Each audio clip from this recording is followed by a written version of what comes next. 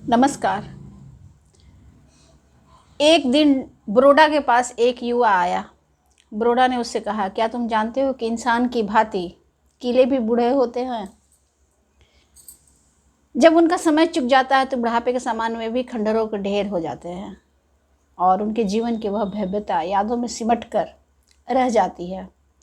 देव बरोड़ा की बातों से युवा कुछ सोचने लगा। थोड़ी देर ठहरा और बिना जवाब दिए अपने गंतव्य की ओर मुड़ गया। बरोड़ा जोर से हंसा। उसके हंसने की प्रतिध्वनि उस खंडहर में गूंजने लगी, क्योंकि वह किले के बगल में एक छोटी झोपड़ी बनाकर रहता था। कार्य में असक्त था, शरीर साथ नहीं देता था। किसी तरह से भीख की रोटियों से जीवन घिस रहा था। बरोड़ा बड़ा जुझारू था। वह जल्दी से हिम्मत हारने वालों में से नहीं था। किले में वह कुछ खोजता रहता था। क्या खोजता था उसे स्वयं पता नहीं था, पर उसे लगता था कि क्राइस्ट वर्ग के उस किले में अभी भी कुछ चीज़ें जीवंत हैं। 1 वर्ष बीत गया। देव बरोड़ा ने अपने जीवन की अंतिम यात्रा का पड़ाव वहीं डाल रखा था। बरोड़ा कई जगह सिलाई किए गए एक फटे हुए ओवरकोट से स्वयं को ठंड से बचाता था। एक दिन शाम को किले के खंडहर में भ्रमण करते हुए उसने दीवारों को ढकने वाली झाड़ियों में चमकती रोशनी देखी। उसने उत्सुकतावश झाड़ियां हटाकर देखा तो उसे नीचे जाता एक तह खाना नजर आया। बरोड़ा झाड़ियों को हटाकर उस तह खाने में उतर गया। तह खाने में एक कमरा था। उसमें एक मेज रखी दिखी, जिस पर मटमैला धूल से भरा एक बड़ा सा पात्र था, जिसमें सोने की असरफियां चमक रही थी। बरोड़ा ने देखा तो वहां कोई नहीं था, तो वह सोने की असरफियों को उठाने लगा। जैसे ही उसने असरफियों को ले जाने का प्रयास किया, उसे एक आवाज आई जो उसे संबोधित करते हुए बोली, बरोड़ा, ज़्यादा लोभ अच्छा नहीं। यहाँ का एक नियम है कि तुम दिन में एक बार ही यहाँ आ सकते हो और एक बार में एक सोने की असरफी ही साथ ले जा सकते हो। धीरे धीरे वह आवाज़ पास आने लगी। बरोड़ा ने ध्यान से देखा तो उसे एक वृद्ध व्यक्ति दिखाई पड़ा, जिसने अभी उसे यह चेतावनी दी। बरोड़ा ने उसे सोने का सिक्का उठाया और बाहर निकलकर अपनी झोपड़ी में आ गया।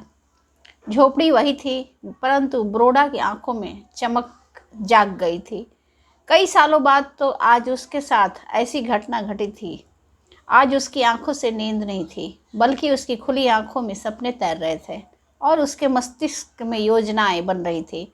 बरोड़ा बिस्तर पर करवटें बदल रहा था, क्योंकि उसका अंतर्मन एक अगले दिन मिलने वाली असरफी को पाने के लिए बेचैन था। रात ऐसे ही उधेड़ बुन में गुजर गई। बरोड़ा ने दूसरे दिन किले के तहखाने में पहुंचकर फिर से एक असरफी उठाई और चल दिया। किले का वही वृद्ध फिर से मुस्कुराया और बोला, बरोड़ा, अब तो हम दोनों प्रतिदिन मिला करेंगे, क्यों, है ना? पर तुम्हें यहाँ आना भी जल्दी है और यहाँ से जाना भी जल्दी है। मेरे पास बहुत समय है, चाहो तो बैठकर बातें कर सकते हो। इसके पहले बरोड़ा भी तो खाली था, समय ही समय था उसके पास, पर अब वह व्यस्त हो चुका था। उसके सपने जो जाग गए थे। धन का नशा होता ही ऐसा है। वह भूल गया कि यह उसके जीवन का अंतिम पड़ाव है। बरोड़ा प्रतिदिन के किले में जाता और एक सोने की असरफी लेकर वापस अपनी झोपड़ी में आ जाता। उसका भीख मांगना बंद हो गया। एक दिन ढेर सारी असरफियों के साथ वह सोने की दुकान में पहुंच गया। सोचा कि उनके बदले में वह जर्मन मुद्रा ले लेगा। चूँकि असरफियाँ पुरानी थी और उनकी चमक सामान्य सोने की चमक से कहीं अधिक थी, इसलिए दुकानदार ने जिज्ञासा प्रकट की और पूछा, बरोड़ा, आपको ये दुर्लभ असरफियाँ कहाँ से मिली? आप कहाँ से इन्हें लाए? क्या आप हमें वहाँ ले जा सकते हो? हैं? बरोड़ा ये प्रश्न सुनकर घबरा गया और बोला, मुझे इस बारे में कुछ नहीं पता। आप तो बस इनके बदले में कुछ मुद्रा प्रदान करें। यह सुनकर दुकानदार बोला, नहीं बरोड़ा, बिना सरकार को सूचना दिए मैं तुम्हें दे पाने की स्थिति में नहीं हूँ। तुम यहीं रुको, मैं अभी पुलिस को यहीं बुलवाता हूँ। बरोड़ा परिस्थिति को भांप कर वहाँ से उठा और सीधा भागने लगा। उसे भागते देख आसपास के लोग भी उत्सुकतावश उसका पीछा करने लगे। उनमें से कुछ को दुकानदार से असरफियों के संदर्भ में पता चला तो भीड़ की संख्या और भी बढ़ गई। बरोड़ा का बूढ़ा शरीर भला कितना भाग पाता। वह थक गया था। आंखों के सामने सोने की चमक के स्थान पर अंधेरा एवं भय भय व्याप्त हो गया था। वह एक खंभे से टकराया और गिर पड़ा।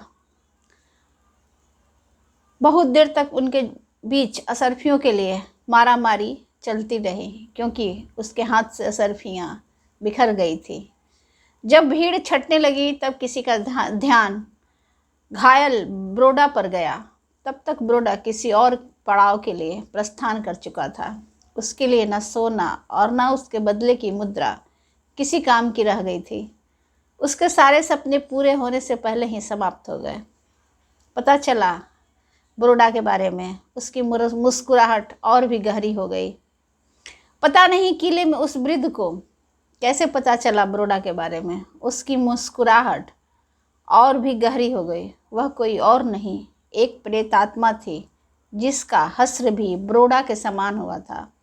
वह अपनी मृत्यु के पश्चात उस तरह खाने में पहुंच गया था और बरोड़ा के आगमन का इंतजार कर रहा था। लोभ का यही परिणाम होता है। धन्यवाद। आपको कहानी कैसी लगी अवश्य बताएं।